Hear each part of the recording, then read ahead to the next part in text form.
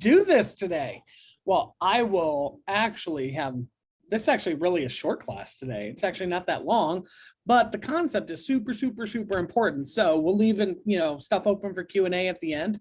But content marketing, it's going to be a good one. So for those who hate that term, you may have heard the January class that we did. We actually referred to content marketing as storytelling. That's my way of plugging it to clients now, because to be quite honest with you, content marketing is not sexy. Nobody wants to hear that. So all that anybody ever tells me is that just equates to hours and hours and hours of extra work and time that they don't have. So storytelling, though, everybody seemingly has time for that. So today, content marketing / storytelling is the class or the concept or topic we're going to talk about.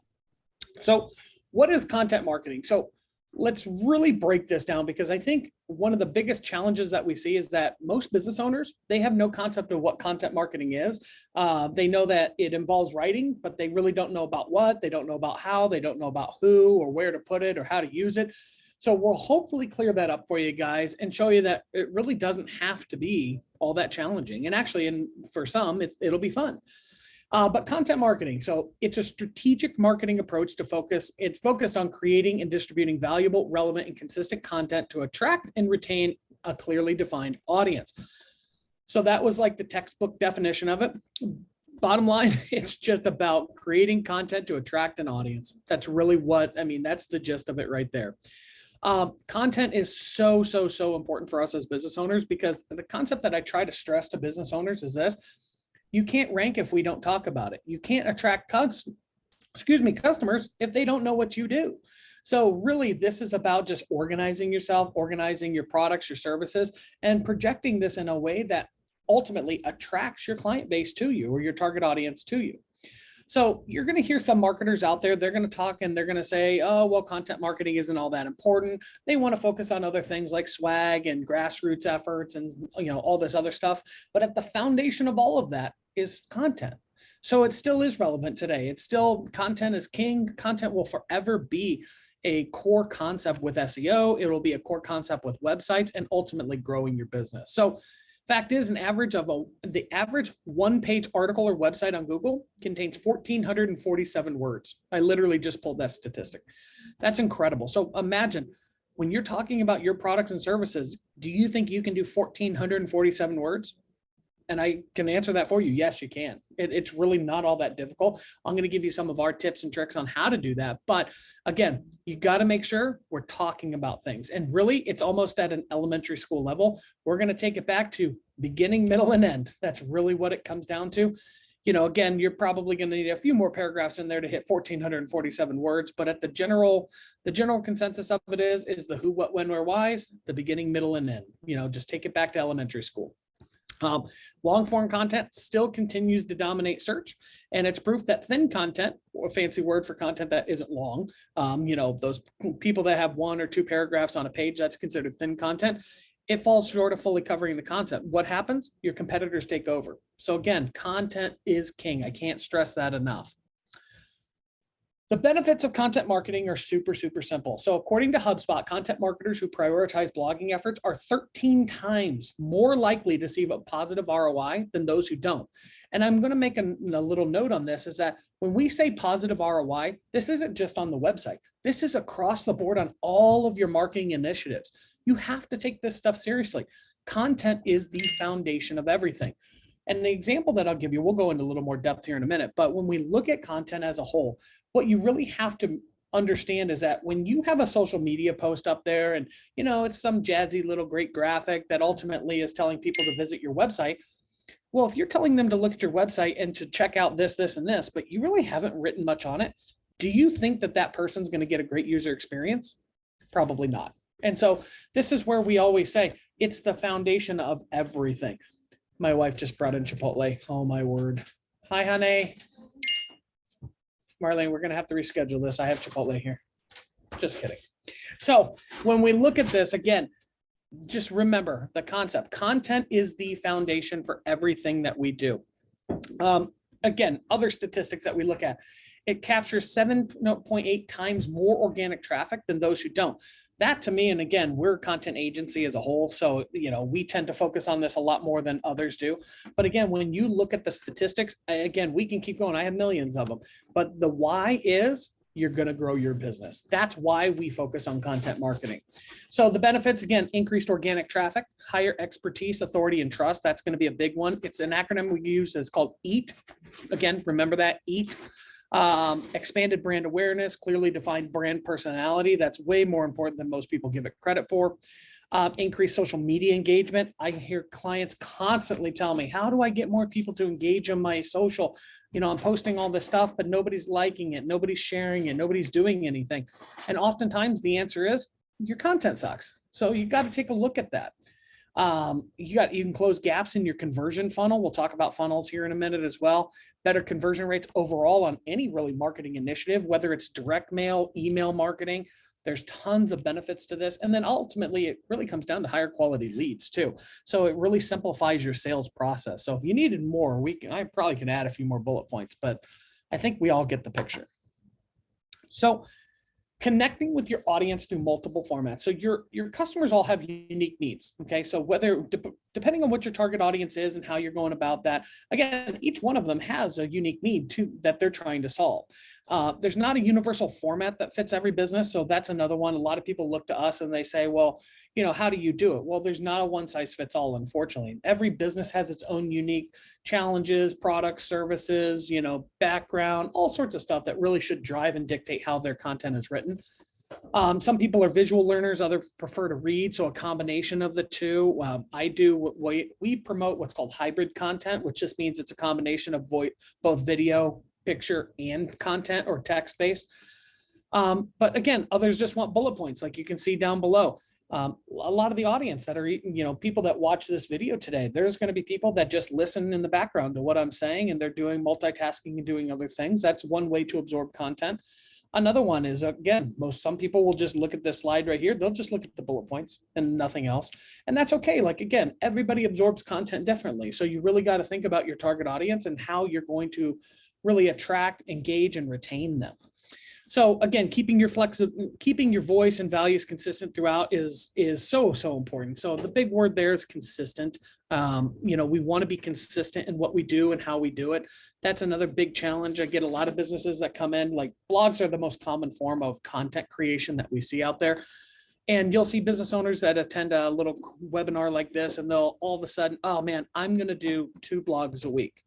That lasts for a whopping 3 weeks. And then they realize, oh, well, maybe I can only do this. And then they just fall off the face of the earth. And so the big thing that we want to get across here is consistency. If you're going to commit to something, make it realistic and also make it effective. And by effective, we mean do it regularly. So a couple of different formats. We'll talk about each of these here. Blog posts, I'm going to spend a little bit of extra time on because I really want people to understand how blogs work. There's a very big disconnect with this. And so again, we'll simplify it for you to help you understand how it works. Blog posts. There are 2 different types of blogs in this world. There are on-site blogs and off-site blogs. Okay.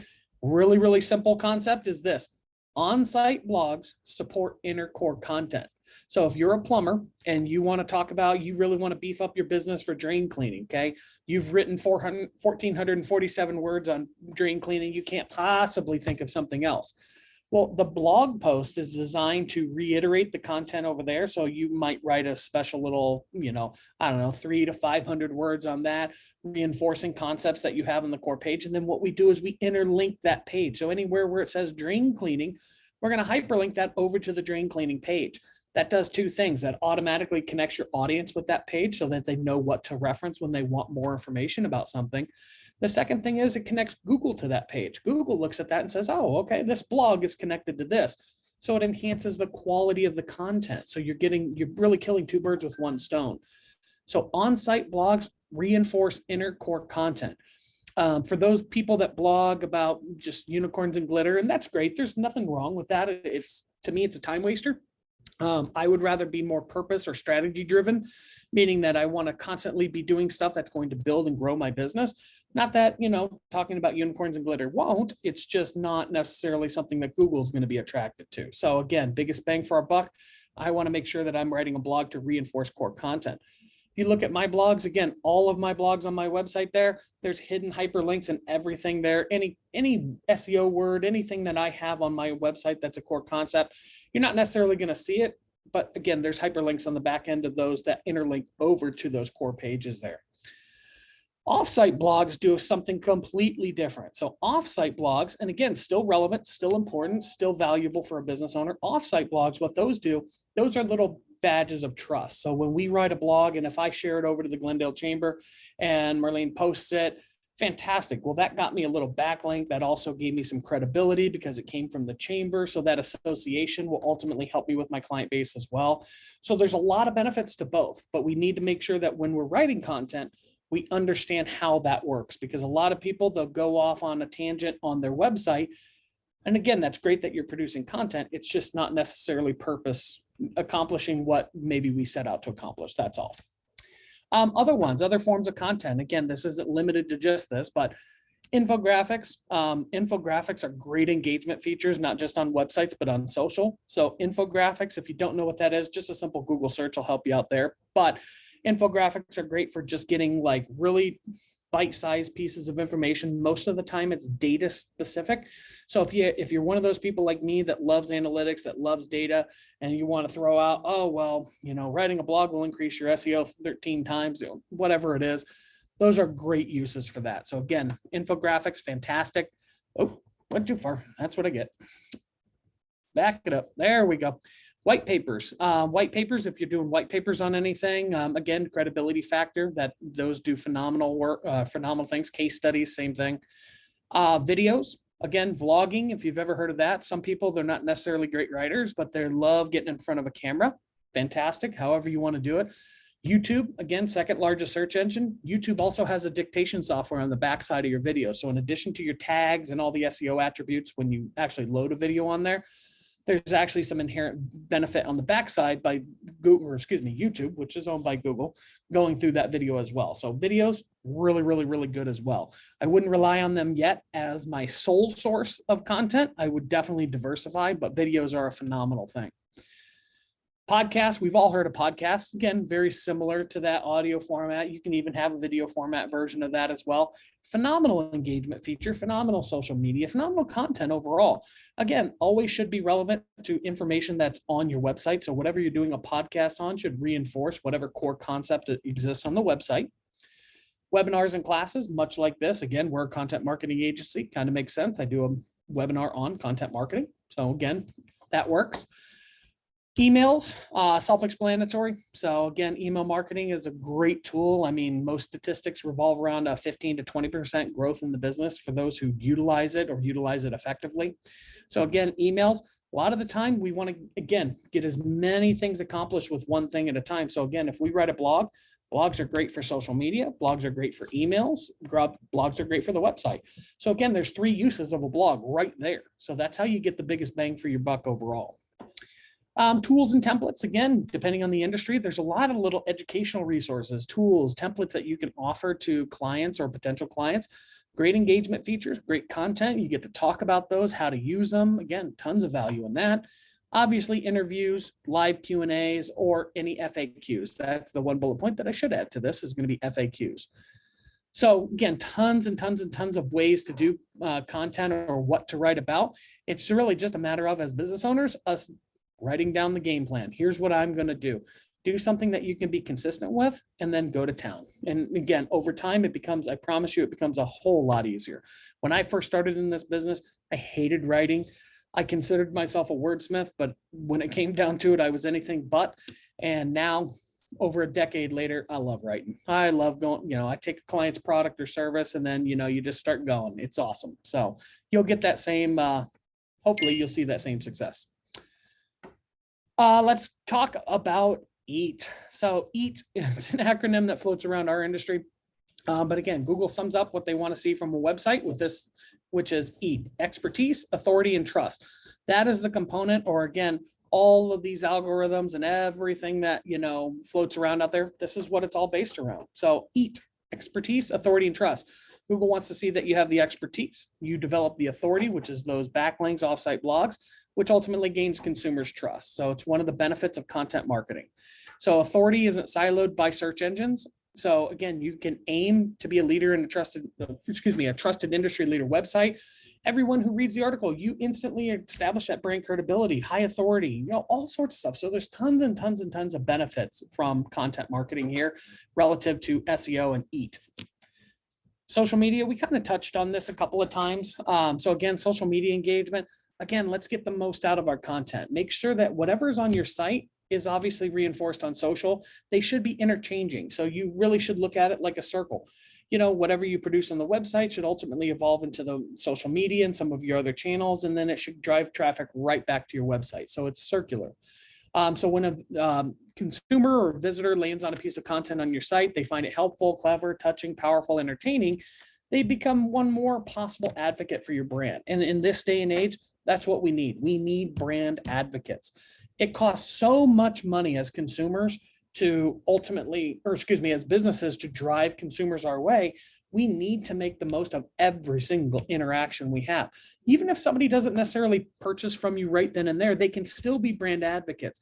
I know, obviously we have tons of clients out there, but even as a consumer, I've been to tons of businesses here in the West Valley or across Arizona for that matter. And I'll tell you, I refer people left and right. They don't have to be a client for me to refer them. They just had to have created a great experience for me, something memorative that when something, triggers it, it comes up and, oh, I know a guy. Hey, you want to call this guy? I went in his store once, blah, blah, blah. So again, creating an army of brand advocates will be your best friend long-term. Once you do that, again, they tend to follow you on social. They tend to share, like, all the things that you're looking for. They create that engagement, and they ultimately help in the search engines or, social media networks. They ultimately help them understand that, hey, this business is pretty legit.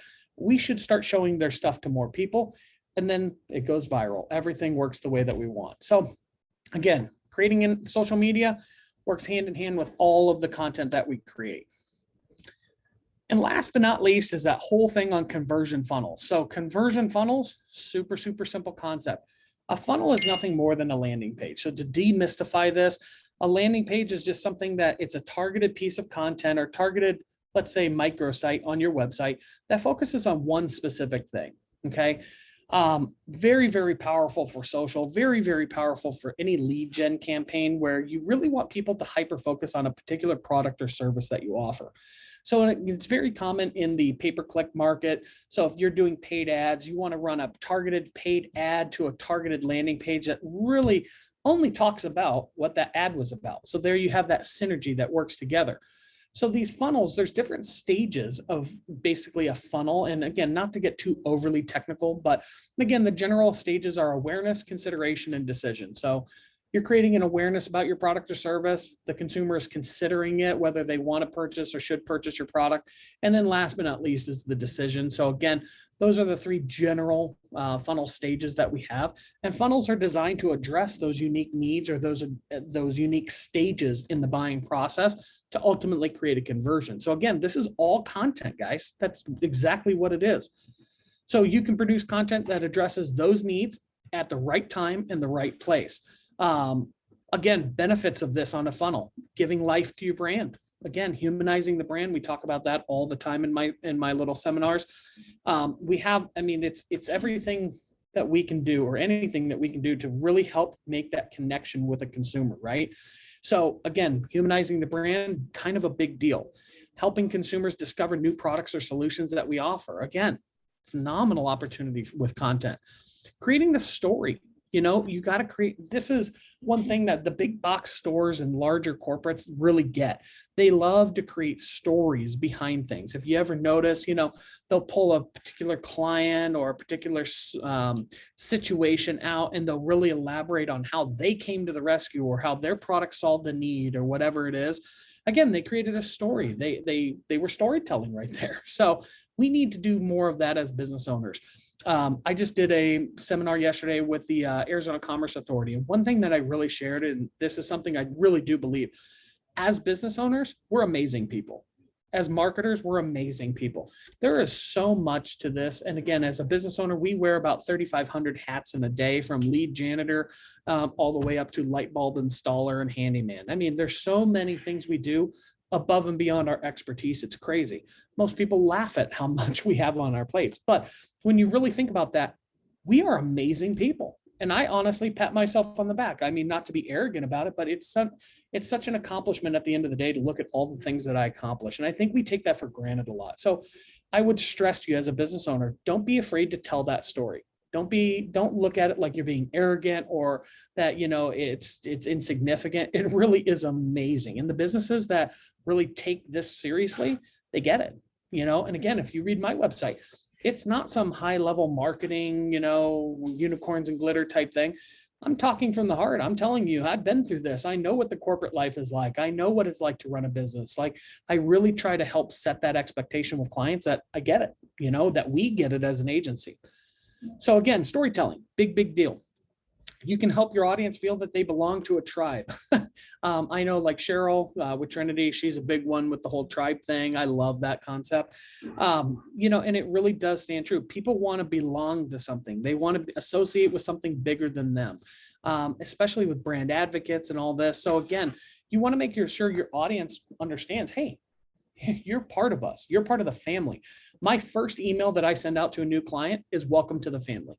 And I can tell you, I get so many compliments on that. I get so many people that, that really opens them up for some reason. And, not that I haven't tried really hard to make that, open them up before that, but really when they get that email, it's from the heart. It really speaks to what we're trying to accomplish here. Next up, selling the product. I think that's pretty self-explanatory. Other benefits, and I put this on the right-hand column here, answer questions. A lot of the times, again, depending if you have, if you're the only one in your business that you're answering the phones and doing everything, it can be really tough if you get a ton of phone calls asking just ridiculous questions and stuff like that. So we also use content to answer questions. We want to preempt ideas or questions that consumers may have. So that's another great use for this. Address concerns, obviously goes hand in hand with answering questions, build trust, share additional brand incentives, and it forms the backbone of the attention grabbing, meaningful calls to action. So I know that's a ton of information, but I'm going to simplify it down to this. What I would recommend for every business owner to do today, and for the rest of the week, however long it takes you, but look at your website. Take a good, honest, hard look, and maybe ask somebody else to do it too. Ask them if they know, if they can look at your website and honestly, if they think you have enough content, if they can answer questions. Really go through it, have them read things, see if it makes sense. You would be amazed at how many times we'll go through a website and a client will swear that they had 5 people look at it. We'll find typos, grammatical issues, just things that just don't even make sense. They don't actually connect to different, to the page overall. So do yourself a favor, just do a self-reflection. Look at your website and see how you think, evaluate your own content and see how you did. From there, take a look at a competitor. Maybe go to Google and do a Google search. Take a look at the #1 person that ranks on Google and see how they're talking about it. You don't have to copy, and I would encourage you, please don't copy their stuff, but at the same time, use it as inspiration. Look at that and say, what could I add to my site today that could really create some robust content that will help me rank on Google? When you think that it's done, now it's time to start looking at blogs. But again, I always stress to clients, everybody comes to me and says, well, should I start writing blogs?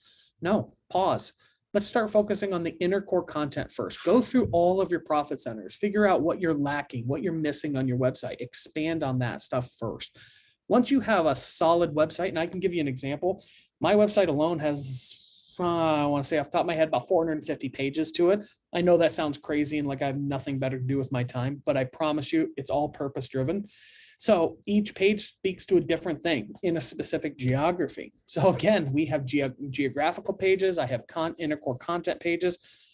Without getting too technical, I would just tell you, focus on your core products and services, what it is that you do. Once you get done with that, then we can get a little more technical with things. You can have things like geography-based pages. So if you're a local business and you want to rank in different markets, like I'm here in Surprise, if I want to rank in Glendale, guess what I need to do? I need to write a page that speaks specifically to marketing and advertising services in Glendale.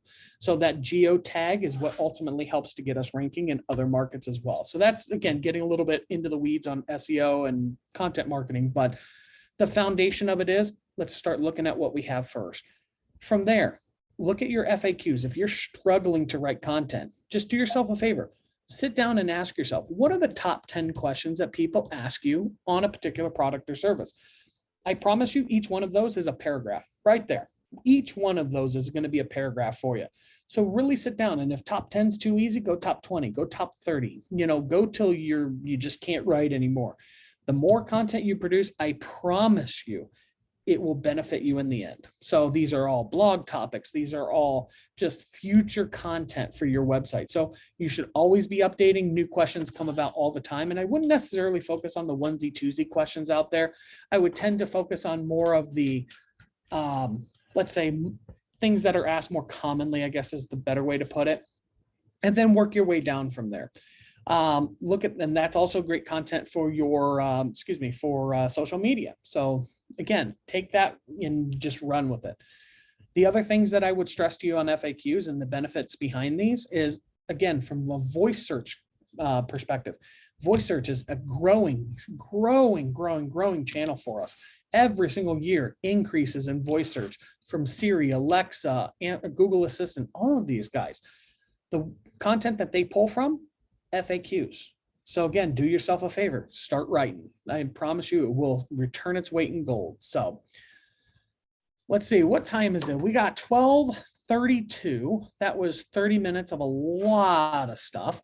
So let me ask, or let me actually turn it back over, Marlene. I'm going to open it up to some Q&A because again, content's kind of dull, but I'm hoping some businesses, some of you guys have some questions that we might answer, and we'll go from there. So. Yeah, sure. So